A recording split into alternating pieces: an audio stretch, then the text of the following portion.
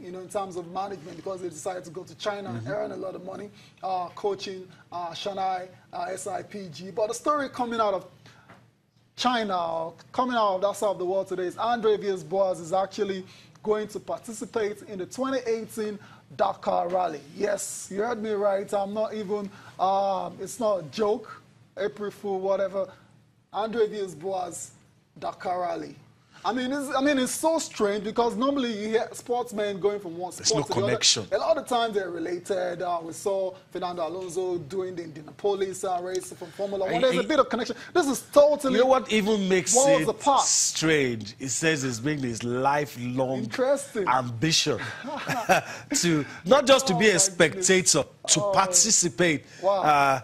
At the Dakar Rally, and this man left everything. I mean, he burst onto the scene. A lot of people said it was a maverick, another Jose Mourinho. Yeah. His career hasn't turned out to be like Jose's, but I mean, you still have to give him some credit for a manager under the age of 35 to burst onto the scene, handle big clubs like Porto and Chelsea. You have to show him some respect. But he's been on a downward trend of late, and he had to go and cool off. So maybe that's what he's trying to do. So, you know, cool off. Yeah. Choose Dakar Rally. That's one of the toughest sports there is out there. So if you're trying to just relax a little bit and cool off. No, I mean cool off in China. Yeah, okay. China. No, if you go to Dakar Rally, you have to be tough. It takes a person with a heart to be able to participate. Right. I mean, it's very strenuous. It's energy zapping, a lot of things. I mean, the stress they go through, the roads and everything. I mean, you look at those. See the pictures. You look at those guys. You don't envy them at all for any reason. All the best to Andre Villas-Boas as he attempts to race in the 2018 Dakar Rally. He's going to be driving the Toyota Hilux alongside compatriot Ruben Faria. The race is going to be next year. So we'll keep an eye on that particular one. We'll bring you updates on Andre Villas-Boas' foray into the Dakar Rally. Let's move on. We're still talking racing. This time we're talking cycling. Giro d'Italia, I mean, 2018, we're already looking forward to it because the Grand Tour's already done for the year, so we're looking forward to next year. And the Giro d'Italia, one of the majors in cycling, is another very prestigious one. And the main actors have started talking already. Alberto Contador, Chris Froome, and the others. Yeah, they've confirmed their participation, and that's key. It's the race. The first one that's going to be outside of Europe is going to be in Israel next year, May, for the big guys. Talking about Tom Dumoulin, Alberto Contador, Team Skyride, Chris Froome as well, all saying they're going to be there.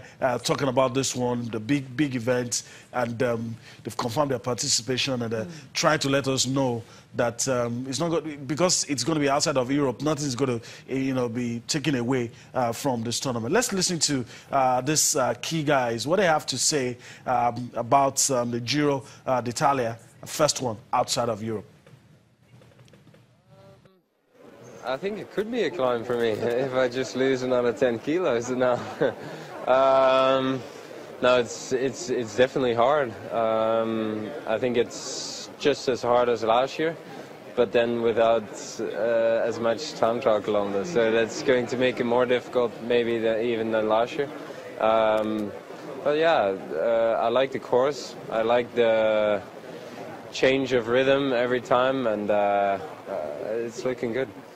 I think that the next Giro d'Italia will be very hard, no? Because at the final you have 8 stages that finish at the top. The time trial is not very long, but I think the more hard day will be with the day of the Sankolan, because it's a very steep climb. For me, maybe the more hard climb of all my life. I'm looking forward to seeing you all on the start line of the 2018 Giro d'Italia. All right, Chris Froome wants to see everybody. his rivals, the fans, turn out, and it's going to make sure that it's going to be very interesting. Yeah, okay. Chris, let's talk about Chris for a minute. I mean, this guy is had an incredible year. He's won the Tour de France 4 times and won the 4th one earlier in the year. Then he went on to win Vuelta as well. So in Spain, that's another Grand Tour. And now he's attempting to win the only Grand Tour he has never won before. That's the Giro. And with his form that we've seen in the last couple of months, I think it's hard to bet against him. Yeah, to really bet against Christian from going on to complete the Grand Tour wins. And that's next year. We'll keep an eye on that one as well. So the race is going to start on May the 4th, 2018. Quickly, let's move over to Russia. News coming out of Russia. It appears they're not bothered about. They're not deterred, yeah. Whatever decision the IOC will make in a couple of days. They presented their uniforms yesterday. Yeah, and the designer, just let the world know that, look, irrespective of what is happening to Russia, I'm going to kit these athletes. I'm going to design them. I'm going to, it's a tough time for Russia, really. I pity these guys, a generation. Some people say pay for sins of the past, because it's hard to say that all of these guys are guilty. It's very, very difficult to say.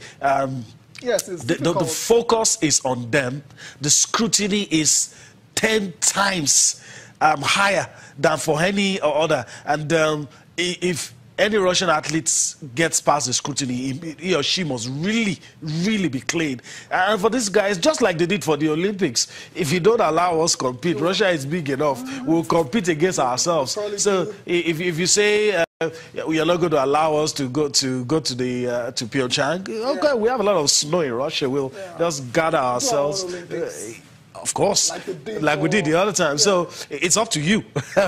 but if they get a chance to be at the Winter Olympics, this is how they're going to look in their outfits, the different events, and the outfits look good, clouded by all the things happening, but hopefully everything will be sorted. Yeah, they will make that decision in a couple of days. Yeah, from the IOC. Yeah.